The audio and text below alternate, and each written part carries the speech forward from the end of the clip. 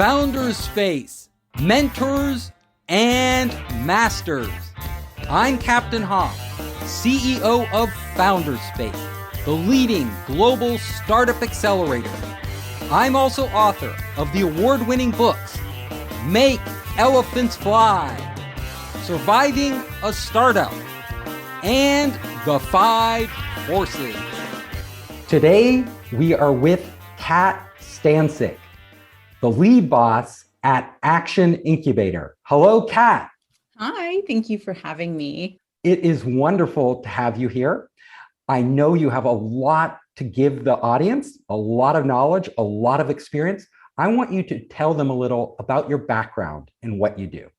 So basically, I'm known as the lead boss, and I support a lot of boutique consultancies and small businesses, entrepreneurs, right, who have a small team or a team of people who support them in being able to multiply their revenues over and over again so that they scale past 7 and beyond. Now, how I specifically do that is by helping them focus on their organic lead gen process so that they have the systems and processes to duplicate their revenue. Now, how I got here is I have a background in corporate. I used to work in a high-level consultant firm, one of the top in the nation. And basically, I followed the rainbow, and the pot of gold wasn't the one that I wanted, essentially. So I got my MBA, got the highfalutin consulting paying gig, doing lots of stuff, traveling, all this and everything. And it wasn't feeding my soul. And I realized that, along the way, that the people who were being promoted, them of themselves were good people, but the life that they were living wasn't what I wanted to be. I didn't want to be working nights and evenings, weekends, holiday weekends. Just because there was a holiday didn't mean that I could put in extra billable hours, working on proposals, all that stuff.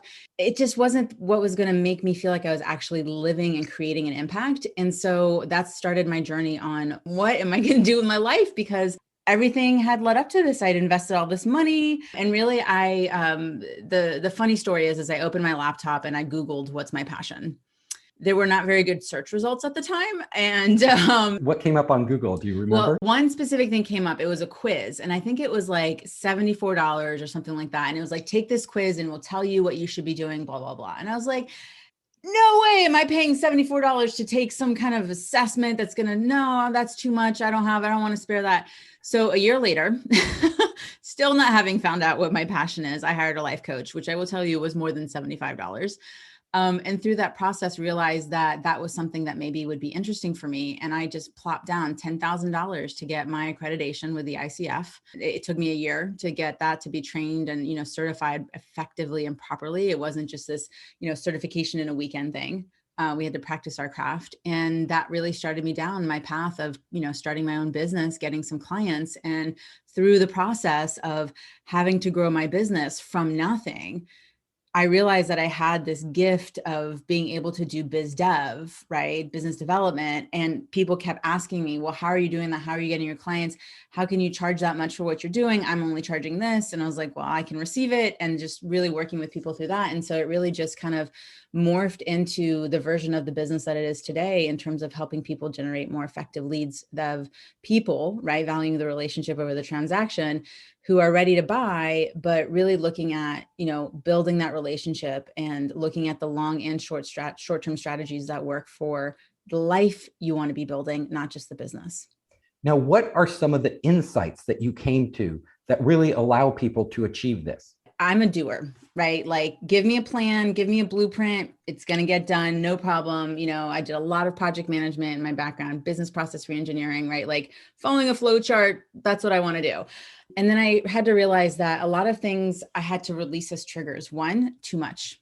I am too much for certain people, and that's okay. That's not about me. That's their thing. Right. And so having to really kind of step into that and really own the fact that I am comfortable with who I am.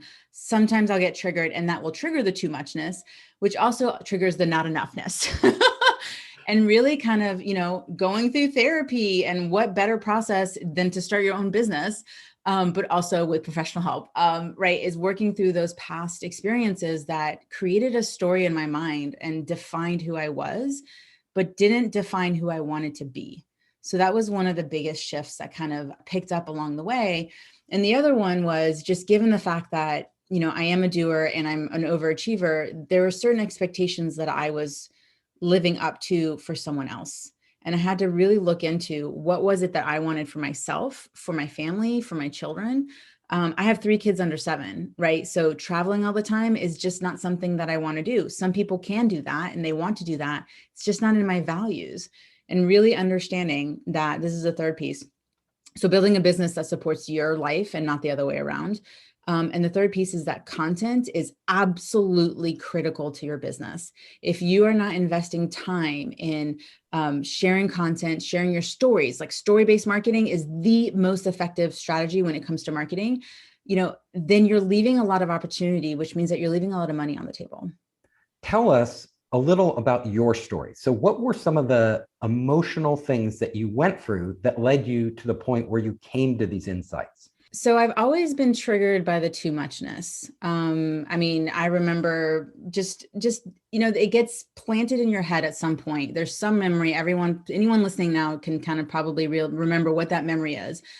And someone said something, you experienced something, and that got established as a firm chapter in truth in your life. And I think that I had a lot of what happened was, especially when I was in corporate, one of the ways that I released that was actually going and doing personal development. Like I was conforming a lot, right? I was trying to fit in. I don't fit in. If you guys are watching the video, like this does not fit into normal society.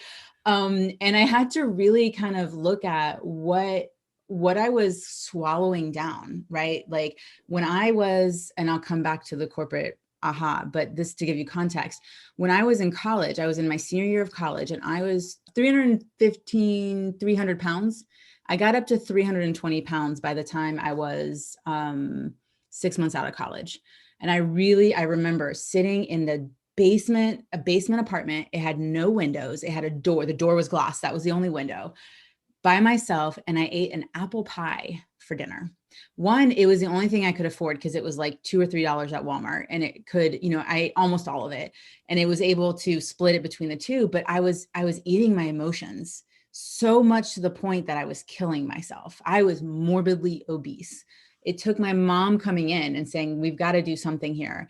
And basically she said, hey, you should look at this gastric bypass thing. And I was like, no, that's giving up. That's the shortcut. I can do this. And I really looked at my life at that point and was like, if I could have, I would have. I can't do this by myself. And so it was kind of miraculous. Like that was probably in October. And by January, I had gone through the surgery and everything that needed to happen happened. Every door that had been closed opened up for me and just enabled this thing to happen. And I remember that after that happened, there was just this renewed sense of possibility of I can reclaim my life. I can start. It was like wiping the slate clean of being like, you're no longer defined by your weight. You're no longer defined by all the things that you don't or do have, and really being able to say what's possible now.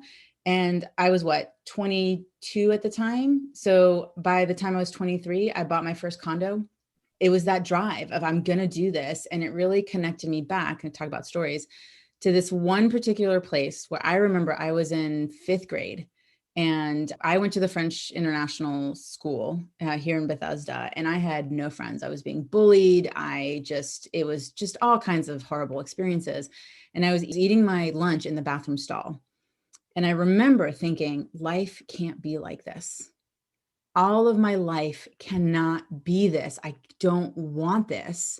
That innate knowing is what drove me through all of those dark moments, those things that I had to kind of go through to get to where I am today. And one of those things, see, I'm bringing it back now, was when I was in corporate. So like, even though I had gone through these transformations, I was still conforming. I was still being told, improve your weaknesses. I was terrible at details. Oh, like filing was the bane of my existence. Yes. Do I know my alphabet? But apparently when it comes to filing, I don't. Like, it's just not something I do well. And I was just always trying to conform. And as I was going through this personal development with, looking into coaching and seeing the positive impact that I was having on people, the first time I did a coaching session with 3 different people, I made each of them cry, and I felt so good about myself. Not because they were in pain, but because they were experiencing radical shifts very fast. And I made a decision when I was at my consulting firm that this isn't how I wanted to be. So I said, you know what? I'm going to stop trying to work on my weaknesses and I'm just going to step into my strengths. I'm just going to fully own the things that I'm amazing at doing. And I'm not really going to worry about the things that I'm not so great at. And all of a sudden, I started getting promoted. I started getting recognized. I got the firm's top award for employees. I got promoted again, right? And all the while, I had like 2 babies. And anybody who's been pregnant and working, getting promoted isn't something that can happen consistently and predictably. And I remember that just the path forward was mine to choose, but the path in front of me wasn't the one I wanted to walk. And so that's where I came back to that decision of how do I create the impact, make the shift, and really start valuing myself as a human and how I can contribute to the world as a whole. You completely transformed yourself. And now it seems like your mission is to help other people transform themselves and their businesses. So it's both an inner transformation of who they are. You go through sort of a therapeutic transformation, but then you also deal with real business issues, strategies, tactics. Can you describe that process for us and give us maybe an example of one of your clients and what you took them through? It's funny because this reminds me of like a little bit of the conversation that we had, because when I first introduced myself to you, I was like, oh, I'm a business strategist. And you're like, cool. And then we started talking, you're like, but you don't talk like a business strategist. And that's when I told you that I have this coaching background and all that stuff. It's kind of this amazing hybrid approach that I take where so many consultants, it's just very cut and dry, like you're paid by the word, right? Therapist is not the area that I play in. And I don't want to, have someone just sitting on the couch, but and coaching is great because it kind of is in this middle space, but I really shine when I can tell someone what to do, because a lot of times that's actually what people want. And there are times when someone's stuck. And me telling them what to do and them not doing it is a clear indicator that there's a mindset component there. And my ability as being this weird hybrid that's amazing is I can reach into my toolbox and pull out a coaching capability that helps them work through that and kind of process through it to a point where they get back into action. And if that's something they're wanting more of, then they can find the right person to support them. But in the meantime, they've been able to continue to progress in their business and have the money to be able to reinvest in themselves. It's so important for me. Like one of the things that I say is I believe in my clients the way that someone should have. And it's the same thing I experienced, which is someone should have believed in me the way that I knew that I could achieve something. So I remember someone that I worked with. She came to me and I remember we were on the phone, and this was a little bit earlier on in my business. I was definitely making traction, and she came to me and we were talking, and she was on the phone with me and she goes, Kat, I want to work with you. This was a sales call. I don't have the money. And I go, okay. Now I'm going to caveat this. This is not something I do every single time, but if you feel called, and we all know what that means in terms of like, there is an innate desire, not from a place of lack, but from this place of, I need to support this person in some way. And I've got 10 more minutes, right? So I said, that's fine. I totally understand, because I'm not a high pressure salesperson at all. I hate it. Right.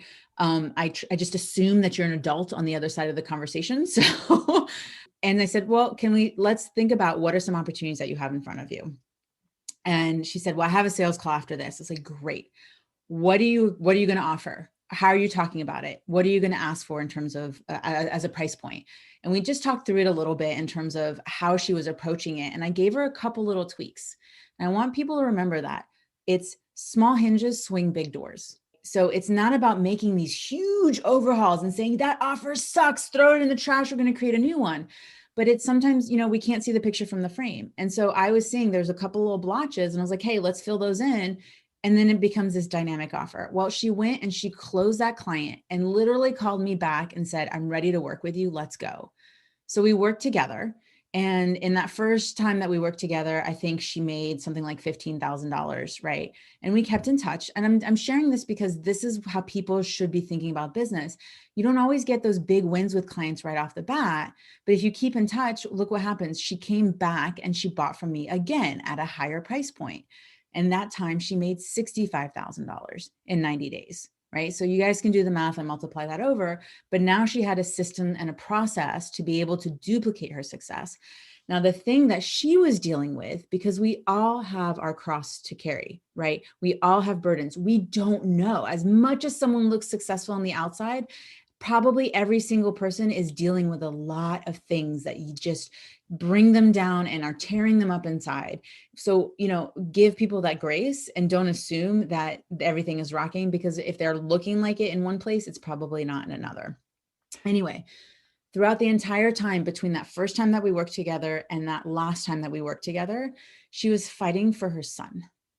She was in an abusive relationship. When she had talked to me, the reason that she didn't have the money was because her husband had left her, had taken everything out of the bank account, and basically kicked her out. She had nothing. And so her confidence had been taken away from her. She was ripped down to her core and didn't know if she could do this. And by the time we were done working together, she had gained custody of her son.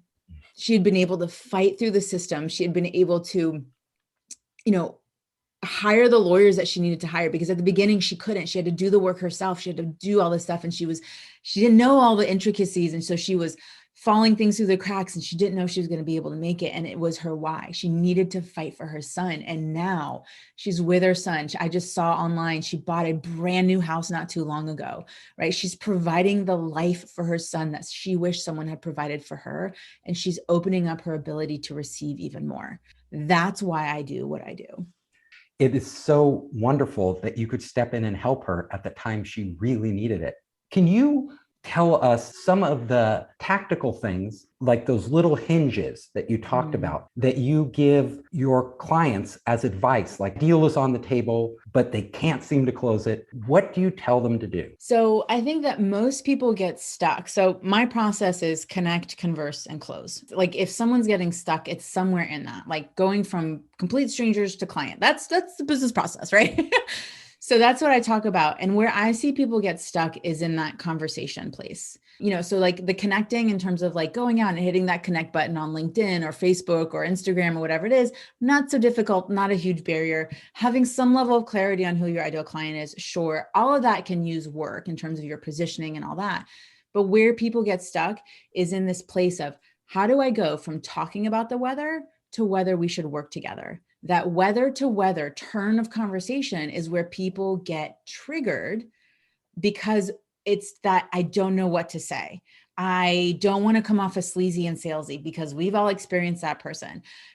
I call him pitchy Pete on LinkedIn. Other people call it being, was it pitch slapped? I always say used furniture car salesman, because it's just like the combo of that human is right. But we don't want to come across as way, at least my people don't. So we avoid the thing because, it's all about pleasure, pain, and motivation. But what happens is, and we all realize this with our clients, is that most clients come to us in a place of crisis. I'm just going to let that sit for a second, because you're going to fight that. But if you think about it, most times your clients come to you from a place of crisis. I need to fix this. So when they're in that place, they're still sometimes going to avoid doing the thing that's hard. And what I want to say is that conversation is the thing that you must master in order to be able to scale. And I'm saying there are multi-million-dollar companies who still haven't mastered this skill set. So if you're not there, it's okay. I'm going to use that line of, it's not your fault, because no one's talking about this. It's not about having the perfect sales funnel. It's not about having the sales script or having a sales page or the perfect webinar, whatever it is. At the end of the day, anybody who's buying a high ticket offer is getting on the phone. And if you can't have that conversation, you're leaving money on the table. The good news is that it's not this hidden thing that only certain people are born with. Yes. Do people have charisma? Yes. However, this is a skill set that you can learn. If you hate selling and being aggressive with selling, you can be hyper successful. If you love selling, then great, you probably need more leads. I talk about the fact that you can have the worst sales call ever. And the reason that I can talk about this is because I've done it. I've had the worst sales call where I have not followed the script. I have not done the, get them connected to their pain kind of thing. And it still closed because I had the right lead on the call. Because I was very clear with who I was talking to, and I qualified them through the conversation. I got curious. I talked about them. We are our own favorite topic of conversation. If you're struggling with having a conversation with someone, help them talk about themselves. They will be more than happy to engage. So this is that play in your business more, right? If things are feeling hard, it's because you're making it difficult. So stop and look at where you can infuse, like the joy and the play back in your business. If there's someone you're really wanting to work with and you don't know how to go and have the conversation, say that. Hey, you know what? I'm feeling really weird about this. Like, I'm trying to figure out how to have a conversation with you. I think you're really super awesome. Do you want to get on a call, like do a coffee chat? Are you okay with that? And if they say no, here's the other piece of advice that I give a lot of my clients. Stop taking it personally. It's a business decision. It's not personal. When you go to the grocery store and you don't buy every single bottle of ketchup, do you think the Heinz company is going, oh my God, they don't like me. I'm worthless. I'm not worth anything. I'm going to fail. No. What are they going to do? They're going to keep marketing. They're going to keep top of mind. And when you need ketchup, who are you going to buy from? That's the thing, is if someone says no, great. They've made a decision. But here's the thing, you had the opportunity to have the sales conversation. You had the opportunity to connect with that person. That means that the offer isn't off the table. It's just a not right now. So keep following up, right? Keep engaging with them. And eventually when they're ready, it's not about forcing someone to make a buying decision. It's about supporting them along the way so that when they get to a buying decision, you're the person that they consider buying from. And that's why, as part of the conversation, the other piece that people need to be focused on is your content. Your content is a way for you to have thousands of conversations without you ever having to get on the phone. It helps people understand who you are, what your values are. It's not necessarily the know, like, and trust. Yeah, that's kind of there, but they need to know who you are innately as a person. I tend to attract people that have some kind of time obligation, right? Because I have kids, people are like, well, if she has 3 kids under 7 and she's doing what she's doing, okay, she's going to understand, like, that me with my 1 kid, or me with my parent, or me with my 3 dogs, I'm going to be able to do this. So where are you creating that inspiration in your content, communicating your values, right? And it's not all about the Facebook facade of perfection, but of sharing some of the things that you're doing that are hard or that you failed at. Example, I'm running a Tough Mudder right now. So hopefully by the time this airs, I'm done and I've succeeded and I haven't quit, but I'm sharing my journey along the way because I hate running. I hate exercising. I hate sweating without permission. It's just not something I like to do.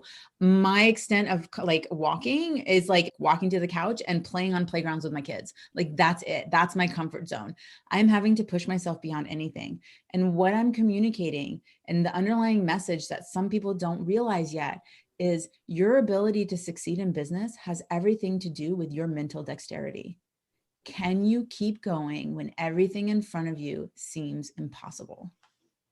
That is great. And is that the reason you're doing the Tough Mudder? Because it seems impossible for you? It is.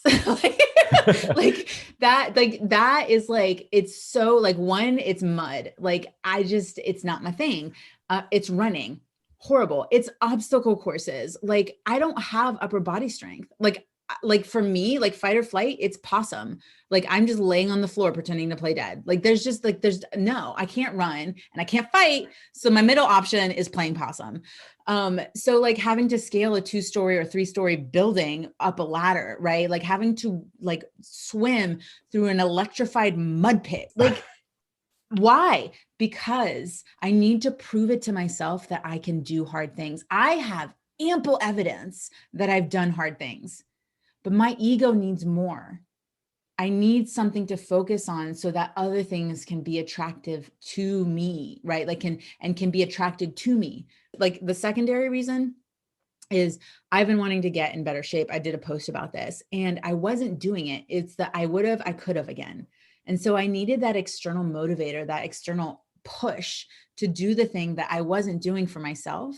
And so I created accountability. My friend asked me to join. Okay. I said, yes. Now I'm committed.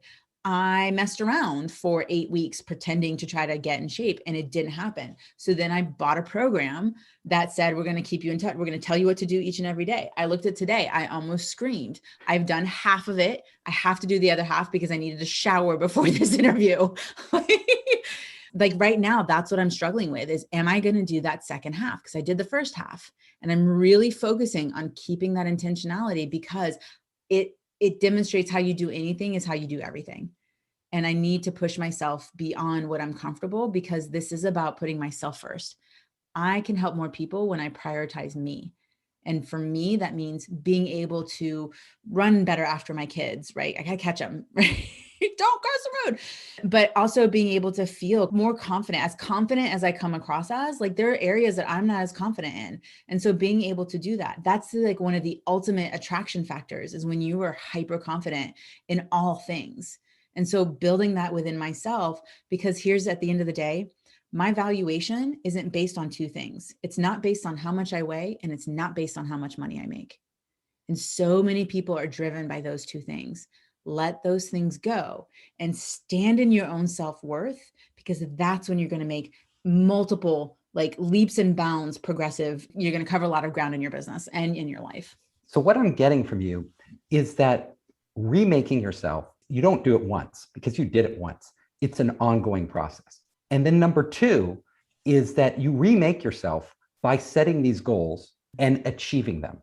And those goals, the goals you choose, are how you define yourself. And you want to choose goals that other people don't set for you. You want to choose goals that mean something to you. And just by reaching for those and making progress on those, suddenly that energizes you in all other parts of your life. Such a great recap, and I'm taking notes. Yeah. I mean, there's something really important about, it's why the coaching components kind of work. Everyone kind of has had to follow someone else's beat, right? Someone else's drum in terms of expectations and things like that. And we've accomplished those expectations and then really feel fulfilled. Or they were kind of late on us. Maybe your mom wanted you to be a doctor, right? Or maybe like the people that you saw that were the most successful had an MBA, or, people who seemed to be happy were people making a certain amount of money, whatever that is. It's not something that's actually innately a drive. So you've got to figure out what is that thing that's going to make you happy.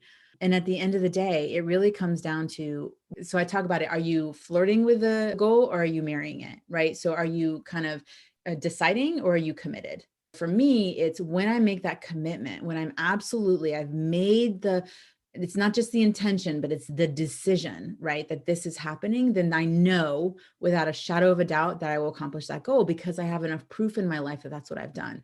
It's getting to the point where that becomes a non-negotiable. That's the mental dexterity that people kind of wane in, right? And they're like, well, I'm kind of interested about doing this, but that seems great. Yeah, every time I say I'm kind of interested in something, I kind of start it and then I kind of stop. Yeah. And it means nothing. So it's a waste of my energy and my time. And it actually makes me feel worse about myself, because I just left something that I was kind of committed to undone.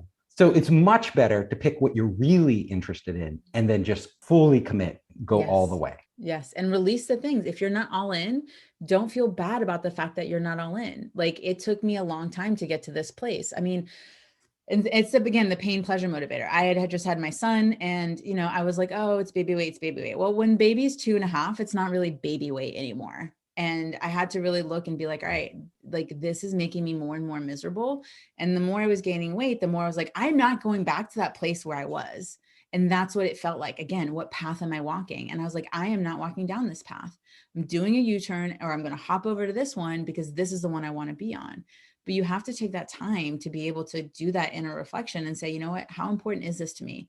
If it's not important and I'm not doing anything, then don't beat yourself up about it, because then you're just wasting more energy, more time that you could be putting into doing something else that's way more productive in your day. You are a busy person, 3 kids, you're self-employed. And we know when you're self-employed, you work way harder even than you do in a big corporation. You might not have to travel as much, but the hours are there.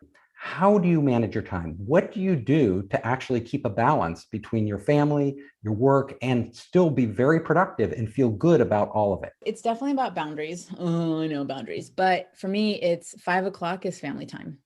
So like, no one can schedule a meeting with me after that unless I decide, right? Again, but I'm empowered by the decision. It's really, honestly, I talk a lot about money because that's where the ego's at. But at the end of the day, true success is mastery of time, is being able to really own your time and how you spend it and what you're doing with it.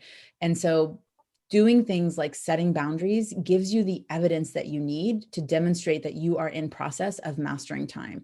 So for me, Kid time, dinner time, at the table, everyone together. Like there's just these non-negotiables that I have to honor, because if not, then all the things start slipping. That's how you go from, hey, I was so successful in business, to what happened. So you go back and look at, all right, I have a recipe for success. Part of my recipe is having these boundaries in place. It's when I go on vacation, I'm on vacation.